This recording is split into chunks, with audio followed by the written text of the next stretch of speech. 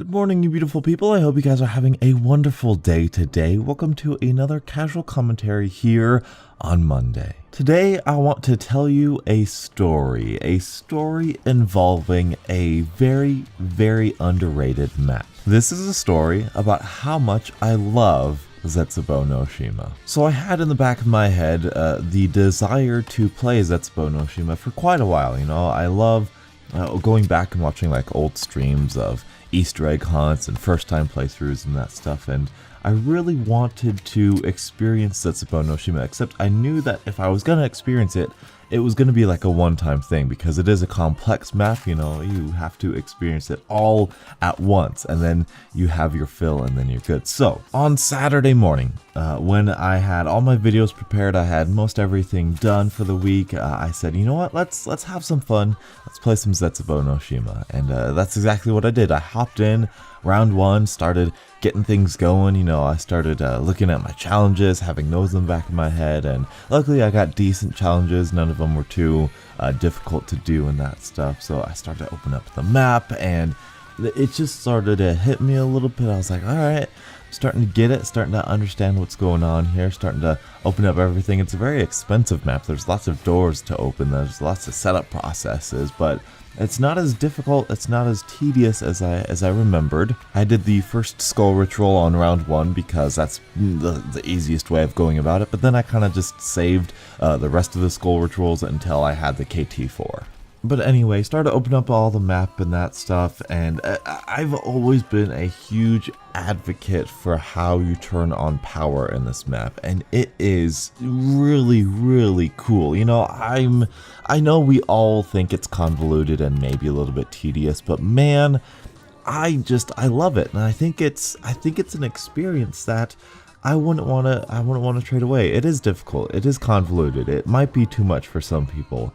But man, I really love it. I really do. I love how you have to use water to open the bunker, and then once you're in the bunker, you have to clear out the water, and then you have to fight off a horde of zombies. I think it's really cool. That is a cool challenge in order to turn on power. Once I turned on power, got everything going, actually one of my challenges was to eat fruit grown from a plant, so I made 3 plants with blue, green, and purple water, and they all became fruit plants. They all did, and I got Deadshot and Widow's Wine from those plants, which is interesting. And then I later got Soda Fountain and got the rest of the perks, except for Electric Cherry, which is unfortunate. But anyway, then I started focusing on the KT4, and the KT4, for me, in my opinion, is that one part of the map where it could be improved a little bit, because the KT4, really easy to get. You kill a zombie by Lab B, you go trap a spider, which is actually really freaking cool. I really love that part of the step.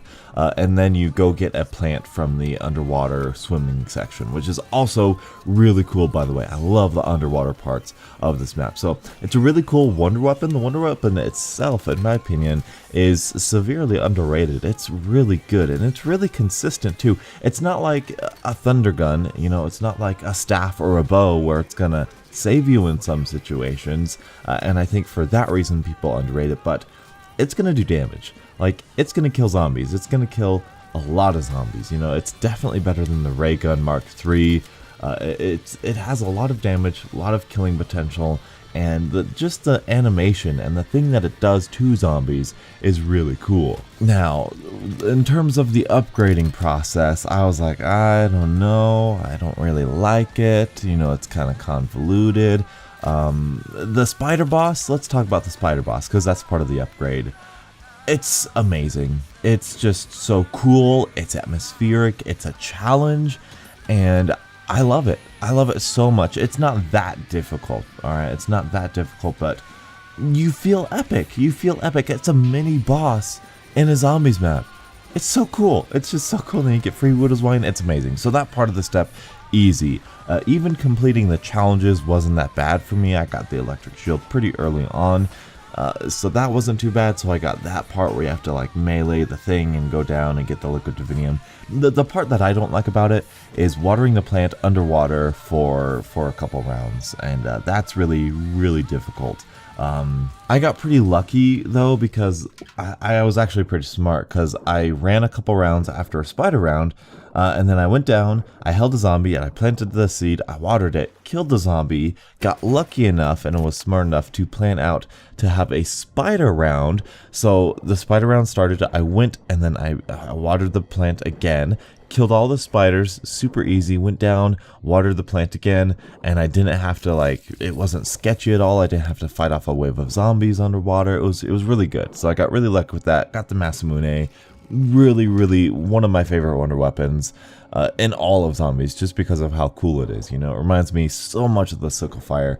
It's so cool. It's such a cool weapon. Speaking of cool weapons, I do use the KT4 to get the Masamune, or not the Masamune, I use the KT4 to get the Skull of NanSapWe, and that is probably one of the more tedious things on the map, because it's the same thing 4 times, it's rituals and stuff, but it's really not all that bad. You know, I did it and it really wasn't that bad, and something that made it more enjoyable for me was using the Easter egg song as I started upgrading it, and oh my, it was an epic moment. And so then I just started going for high rounds, and I train it in the room that you all know, the little purple water room, and it's a really good wide open area. And if you know me, if you know Zetsubou No Shima, one of the biggest complaints that I've given it was I don't like the thrashers.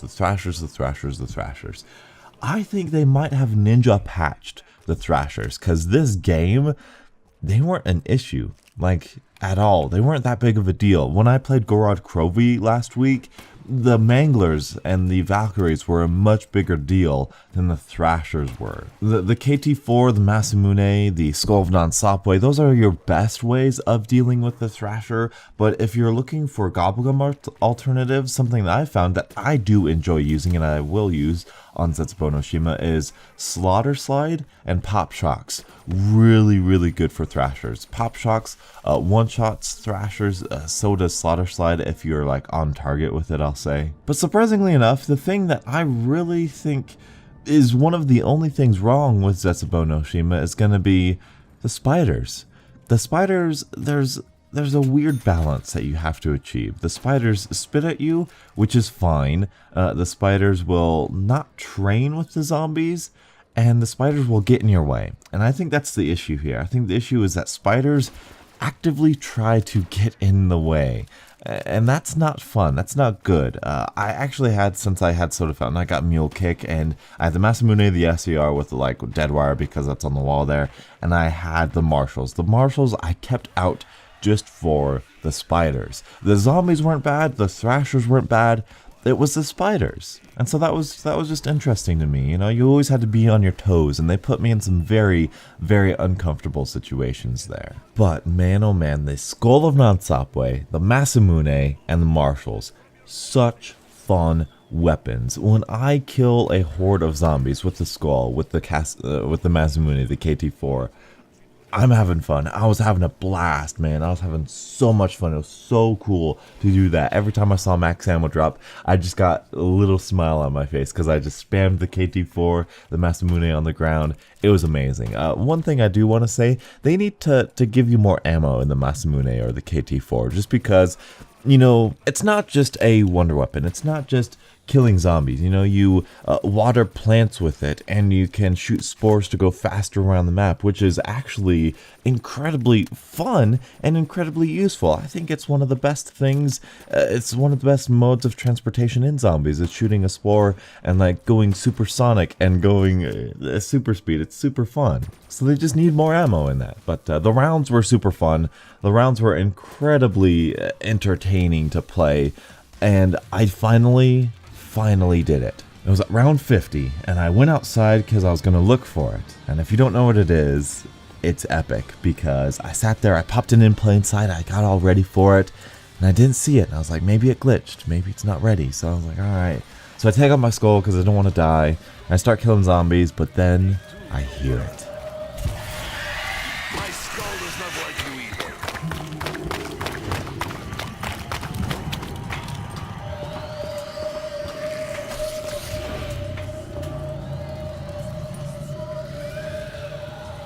I hear a roaring in the distance, and I knew the distant monster was there. Oh, It was so cool. It was so cool. I was walking away because I actually gave up. I was like, guess it's not this round. Maybe I missed it or something. But when you hear that noise, you hear that growl, you hear that roar, and then you see that pass in the distance, there is no video, there's no experience other than getting to round 50 yourself. Oh, wow. It was amazing. It was so cool. It was so cool. It was awesome. It was so much fun, and I just love that. I wish there was more of that around 50, around 60, you know, weird cool stuff that happens in the map like that. And this map, something that this map does better than any other map, this map feels alive. It perfectly fits the theme. It does. It's so alive, it's so real, it's so dynamic, and I love it. And then I went and then I trained in the skull room, and there's a strategy to be had there. I haven't quite figured it out yet. I know there's a lot of really good zombies players that love there.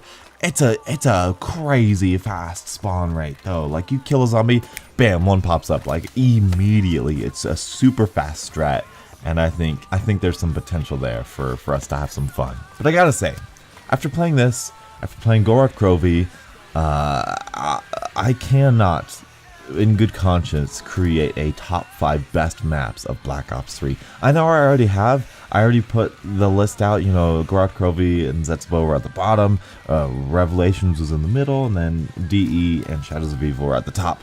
And I don't agree with that. I don't have a favorite map of Black Ops 3.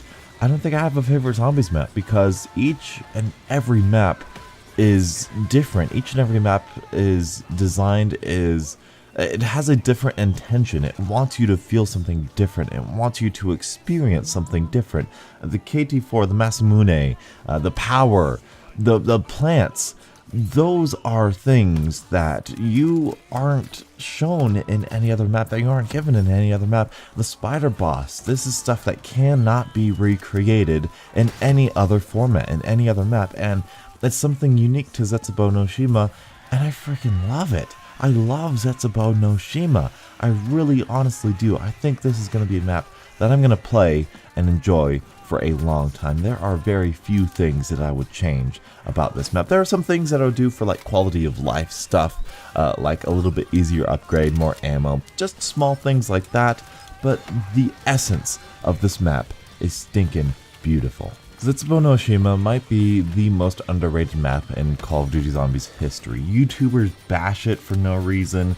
They say it's too difficult, that it's just stupid and buggy, and they're not talking about just spiders, but you need to give this map another chance. You need to play this map again because there is so much fun to be had on this map. I adore it. I hope you guys do too. Let me know what you guys think in the comment section below. It is difficult, it is challenging, but man is it fun, and I absolutely love it. And if you follow me on Twitter, you know I have that screenshot of me just sitting up there with the skull, and it's amazing. It's amazing. Thank you guys so much for watching. Thank you guys so much for listening to my long story here. If you've made it this far, certainly this video deserves a like.